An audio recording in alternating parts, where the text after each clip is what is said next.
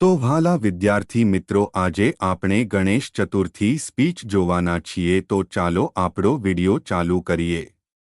પણ એ પહેલા જો તમે આ ચેનલમાં નવા હોવ તો નીચે આપેલા લાલ બટનને દબાવી આ ચેનલને સબસ્ક્રાઇબ કરવાનું ભૂલતા નહીં. તો ચાલો આ વિડિયો ચાલુ કરીએ. સૌને નમસ્કાર. આજે આપણે સૌ મળીને ભગવાન ગણેશના જન્મદિવસ એટલે કે ગણેશ ચતુર્થીની ઉજવણી કરી રહ્યા છીએ.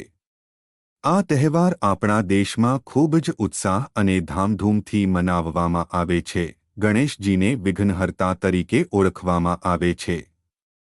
તેઓ આપણા દરેક કાર્યમાં આપણને સફળતા અપાવે છે. તેમની મૂર્તિને ઘરમાં લાવીને આપણે તેમની પૂજા કરીએ છીએ અને તેમના આશીર્વાદ મેળવીએ છીએ.